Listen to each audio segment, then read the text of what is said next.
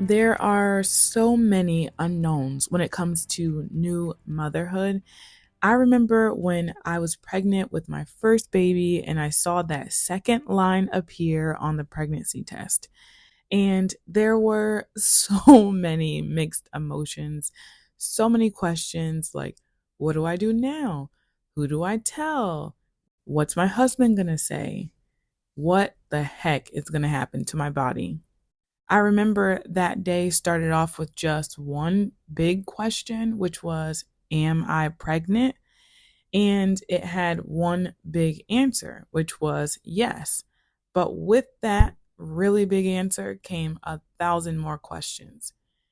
I know this sounds ridiculous, but just as soon as the excitement kind of came in, the anxiety for me skyrocketed.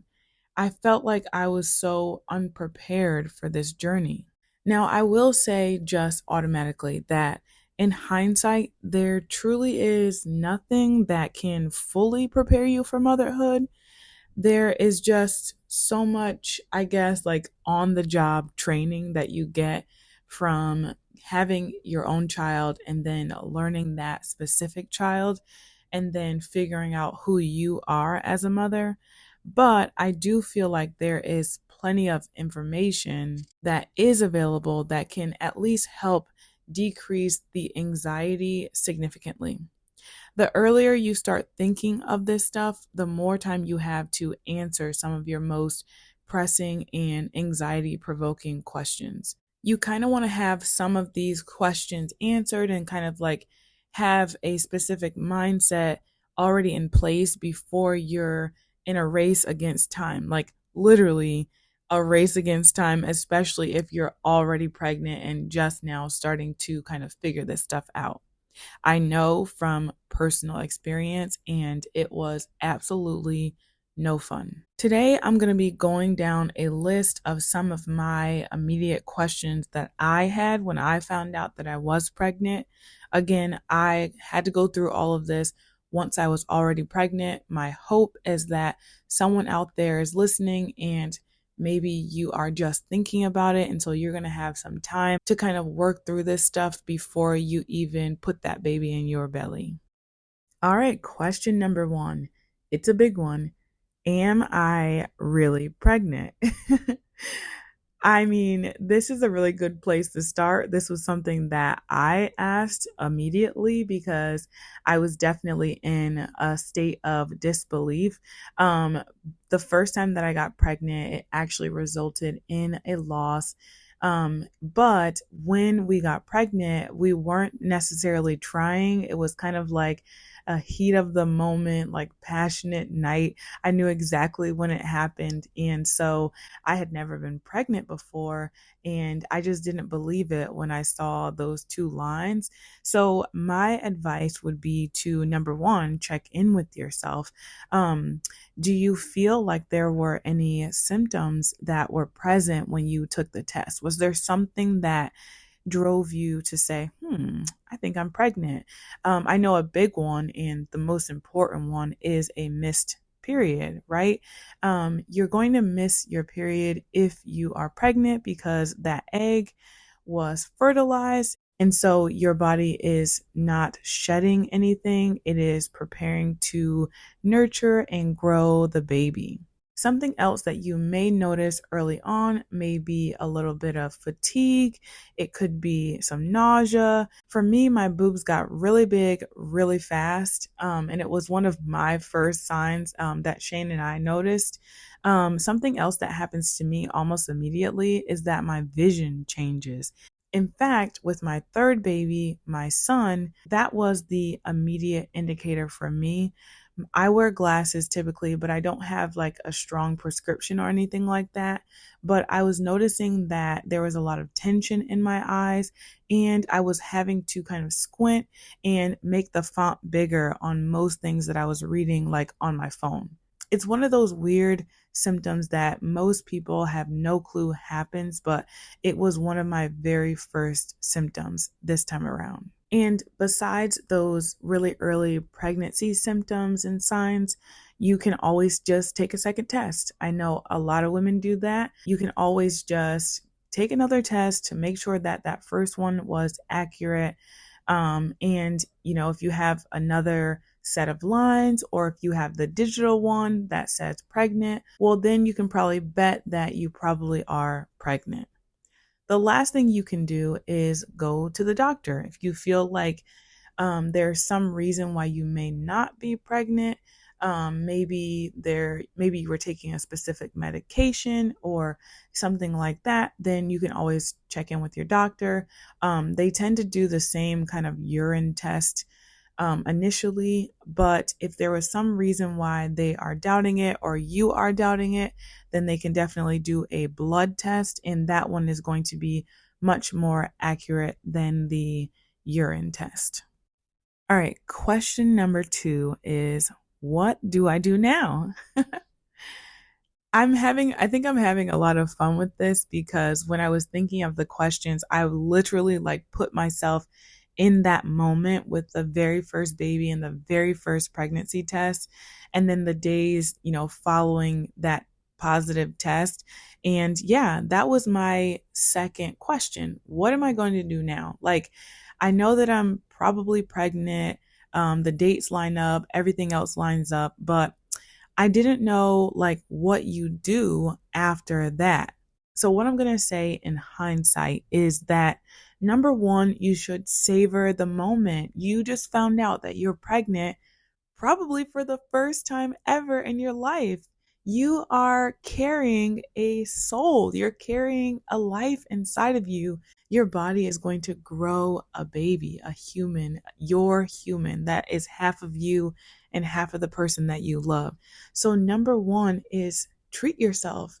Obviously, tell your partner and celebrate in whatever way that you guys see fit, because the first thing that you need to do is just honor the fact that God chose you to bring a life into this world. And that is so, so, so special. The next thing I would recommend is to do what I would call a body check. Just kind of think about the things that you have been eating, if there are specific medications that you have been taking, the products that you use. You just want to check in and make sure that those things are going to be agreeable during your pregnancy. Obviously, the number one thing is do no harm. So if there's anything that you have been doing that you already know is not good for your health, whether it be smoking or drinking or anything like that, then you want to stop that immediately as soon as you find out. And actually, since I'm talking to some women who probably aren't pregnant yet, it's probably a good idea if you are trying to conceive to start to cut that stuff out now. So if there's something that you know is obviously bad for you, then try to start cutting that stuff out now, because it's only going to help with just the overall health of your body. But also, there's going to be so many changes and so many decisions that are going on once you are pregnant. You don't want to be spending the time of like cutting out a bad habit at the same time. So I'm thinking in terms of if you're a smoker, right? Well, there's going to be like withdrawals and things that come up with that. And so if you know that you're wanting to have a baby, or you're even doing things that can make a baby, I would recommend trying to cut down on those habits beforehand, because it's going to be so much harder when you are already pregnant. Similarly, if there are products that you use, which I know there are, because if you're a woman, there's a ton. So like shampoos, face products, nails, I'm just perfumes, makeup. Check those things now. If you're not pregnant, check out the ingredients that are in some of your products now. And you can always just kind of Google, a list of them and just kind of check out which ones are agreeable with pregnancy and which ones are not. One of the things that I remember when I found out that I was pregnant that I was using was the retinol, like I think it's like vitamin A or something like that. It's a skin product, and it was for kind of like clearing up my skin. Those are not safe to use during pregnancy. Similarly, there are other acne type products that are not good to use while pregnant either. So there are lists on the internet somewhere, I'm sure. You can kind of look and see which ones are safe and which ones aren't. And just kind of start trying to cut out those things now and finding some natural, less harsh alternatives. One of the things that I prided myself on with my son, who is, my third baby, was that I had already kind of cut out everything that was not really good for me, as far as like products and things before he was even conceived. And so by the time I got pregnant, there was nothing really that I had to change. And that's just so much easier. Like, this is not me bragging or anything. It's just kind of like a nice convenience to have, that I didn't need to really stop doing anything that I was doing when I found out I was pregnant. It was kind of just business as usual. Nutrition is another big one that can absolutely be targeted and addressed before you even become pregnant. This is just something that you should think about, like overall, just for overall health, just considering the types of foods that you're eating, the drinks that you're drinking, everything that you consume is contributing to your overall health. And that's going to be especially true when you become pregnant, when you're carrying your baby. I'm going to kind of shy away from the prenatal talk. I personally did not take any prenatal vitamins. That was based off of my personal research. I'm happy to talk to anyone if you're interested in talking about that, but I'm not going to tell you one way or another. I would just recommend doing the research on whatever specific prenatal vitamin that you pick. Okay, so the next question is, who should I tell? And this was one, obviously, I knew that I was going to tell my partner. That was obvious. There are different ways that women like to tell their partners. So I know, like, on the internet, there's all these different surprises and cute ways. And so you can decide, like, you can kind of be thinking about maybe if you'd like to do something like that. So as far as beyond the partner, this is a hot topic, and I think I have a nuanced view on it. So, there's this idea of like the secret trimester, and that basically is like the first trimester where women don't tell anyone, outside of maybe their immediate inner circle. So, 1 in 5 women will experience a miscarriage, and I think it's somewhere around 90 to like 95% of those miscarriages happen within the first trimester. So, because of that, a lot of women will hesitate and keep their pregnancies a secret until they're kind of out of that window. And so you'll see most of the pregnancy announcements happening when they reach second trimester. I have a complicated view on this, and I think it's because I did experience a miscarriage in the first trimester with my first baby. I lost that baby at 6 weeks. And what I will say in hindsight, of course, is that I was keeping it a secret. And unfortunately, when I had the miscarriage, a couple of things happened. Number one is that I had to both explain the fact that I was pregnant and that I lost the baby all in one sitting to most people. This was especially true at work because when I had the miscarriage, I couldn't come to work and I had to give a medical reason why I was missing so many days. And then I had to explain to the principal and my other coworkers that I was pregnant, but I lost the baby. And it just felt horrible. Let me know if there are any of you out there who have also experienced this, because I realized that in keeping the secret, it really didn't change anything when I lost the baby, that I still lost my baby. And this is something that maybe I feel like some women don't necessarily agree with this. I do know of several women who had miscarriages, like several miscarriages actually in the first trimester, and they're still totally fine with keeping the secret, with other subsequent babies, especially the ones that they brought to term. And so there must be some comfort in not telling people. But when it came to the next time around, I was like, I'm just going to tell people right away. And, if I lose this baby, then I get to have everyone know that I lost the baby and that they can help me in my grieving process and also just let me know, like, hey, I'm here for you. Because, like, think about it. If you had a child that was on the earth and you brought them through birth and now they're here with us, and then you lost that child, would you want to keep it a secret, or would you want everyone to know and then be there for you and be there with you? These children, in my mind, whether they're 6 weeks along in pregnancy or they're fully formed, they're still my children, and I want everyone to help me grieve them. But that's just me.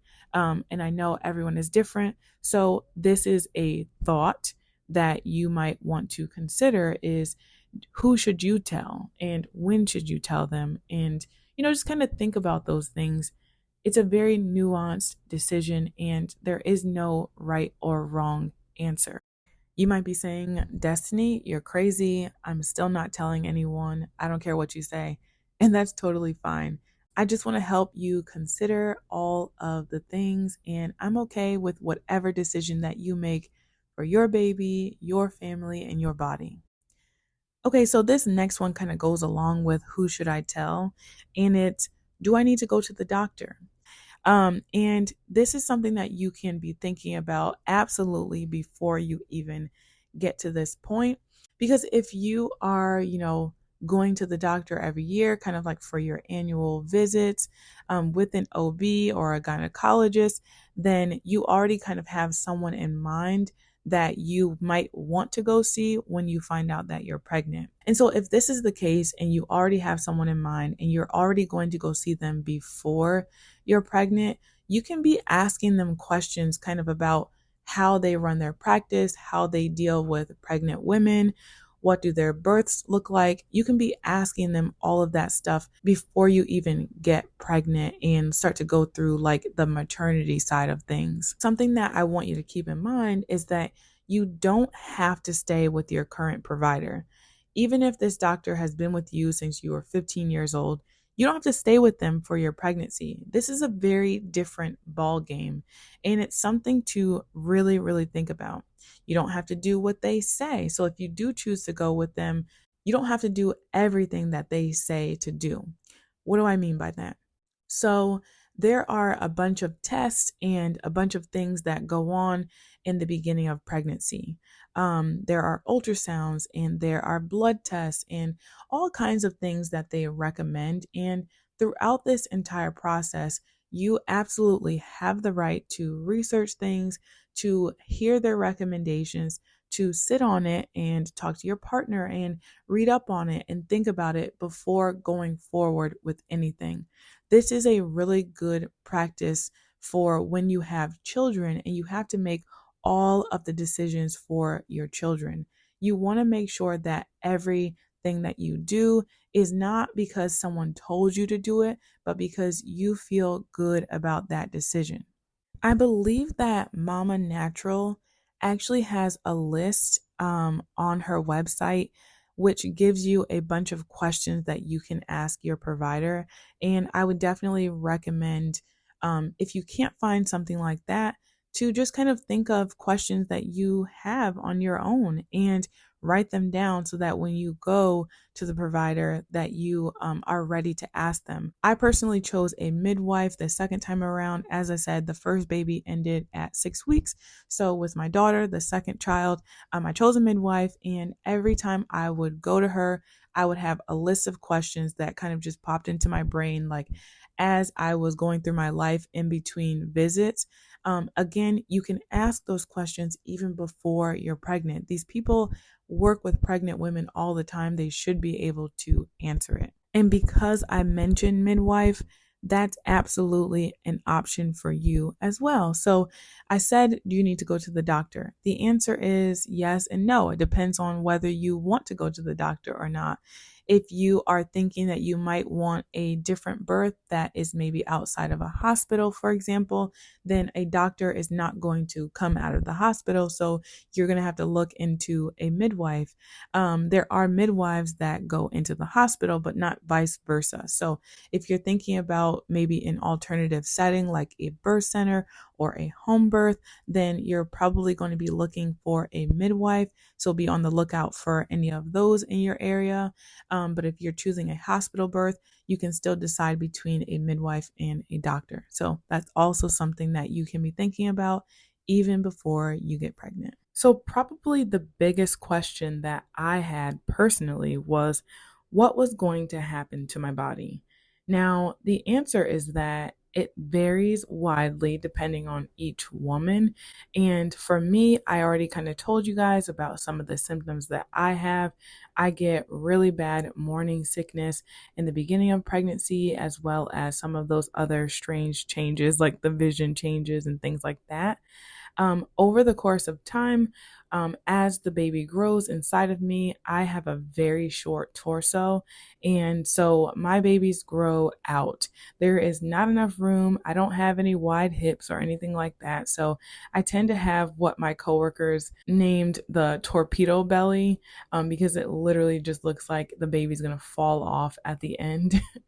But that's not the case for everyone. And I know in the beginning, when I was newly pregnant, I was in the best shape of my life. I was actually trying out to be a Texans cheerleader.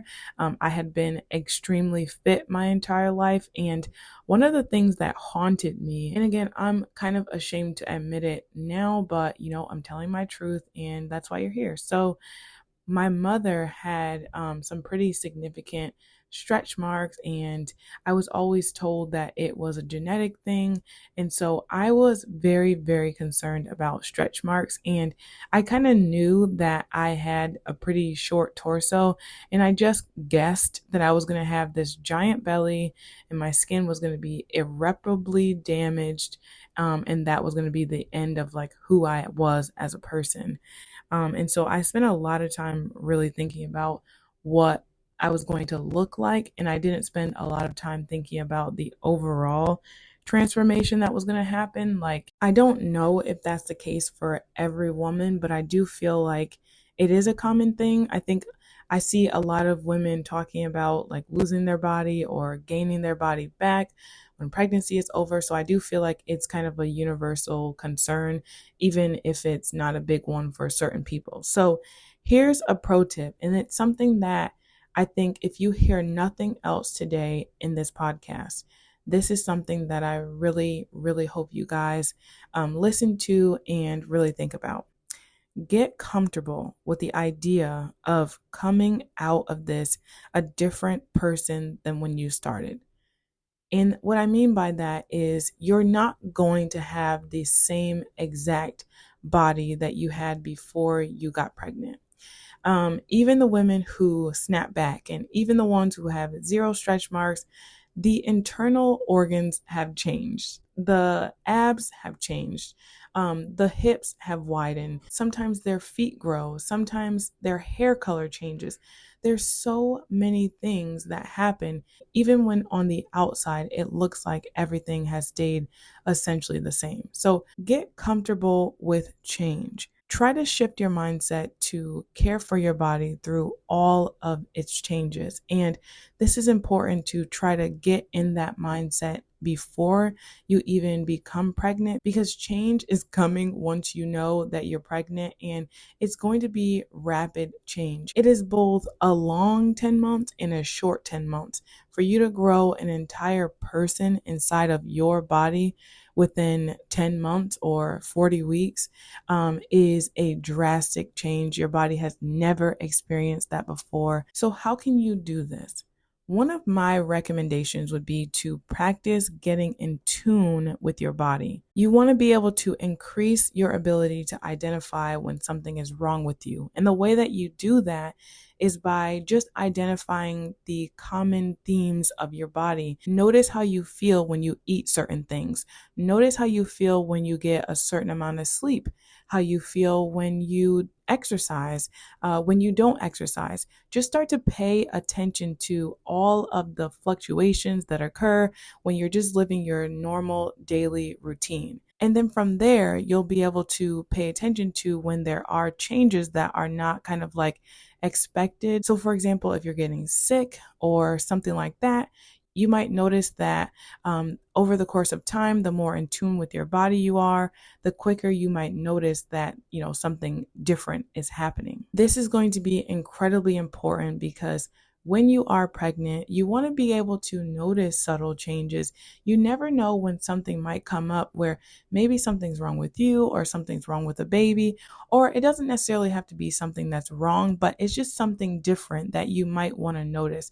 Like perhaps over the course of time, you might notice that your baby has flipped from being upright to head down, and that might be an exciting change. This will also help you identify your needs when you're going through birth. This is really, really important, guys. If you haven't listened to the first episode where I talk about birth fears specifically, definitely go back and listen to that episode. But you want to be able to advocate for yourself when you're going through labor. You want to be able to identify the stages that you're experiencing. You want to be able to advocate for yourself to other medical professionals when maybe they are suggesting something that you're not comfortable with, or maybe you don't think you need at present. All of the intuition that you're building during this time is going to play out later. And going along with that, you want to be able to notice changes in yourself postpartum. We only get a 6-week checkup by midwives or doctors typically in America, and there's nothing usually after that unless you schedule it. And so us women are pretty much responsible for checking in on ourselves and making sure that we are healing appropriately after we have the baby. I would love to see more postpartum care happening. I know some midwives are doing a better job with that now and offering more appointments. You might get a couple of days, a check-in, and then a couple of weeks, and then the final one somewhere around 6 weeks. So a little bit more of a check-in. But then after that 6-week mark, there tends to be nothing across the board. And lastly, when you have your baby home with you and you're taking care of them, they can't speak. They can only cry. There are no other ways for them to communicate besides crying or whimpering and things like that. And so the better in tune with your body you are, the better practice you have for reading subtle cues in your newborn. I noticed a very big difference between the first time postpartum with my daughter versus with my son. And I honestly feel like I was much more in tune with myself with my son's pregnancy. And I think it came from a lot of practice and trial and error after my daughter's birth and the struggles that I had postpartum with her. But I was much more in tune with my body throughout my son's pregnancy, so much so that I honestly never felt like I lost my body and had to get it back. Like there was just this nice slow progression between not being pregnant and then conceiving and then going through the trimesters and then giving birth and then postpartum. And I was never feeling like my body was not mine. It was just my body experiencing changes. And when I had him and then, got my body back, it was a different body, but it didn't feel foreign to me at all. It was just a progression of, what happens when you give birth. I didn't feel like this. I didn't feel this need to find myself again or to kind of grieve the old body the way that I did with my daughter. It was just kind of like, okay, this is who I am now, or this is what I look like now. And I was also aware of the fact that even after all of these things happened to me through the pregnancy, I know that recovery takes a long time. And so I may not look like who I'm permanently going to look like for several years after the baby is here. All right, ladies, that's all I have for you today. I hope that it was helpful. I hope that it was not overwhelming. I'm trying to ease overwhelm, and I hope that I did that today. Definitely let me know what you guys are thinking. I always leave a Q&A with the episodes on Spotify. So definitely go there and give me some feedback. You can also find me on the social medias. I'm on Instagram, Blossoming Mama 12, the same handle on Facebook. I'm also on YouTube, The Blossoming Mama. And so you guys can reach me in any of those ways. And yeah, I look forward to getting some feedback and hearing how things are going. And for now, depending on when you're listening to this, I hope you have a great day or a great evening. And I'll see you all in the next one.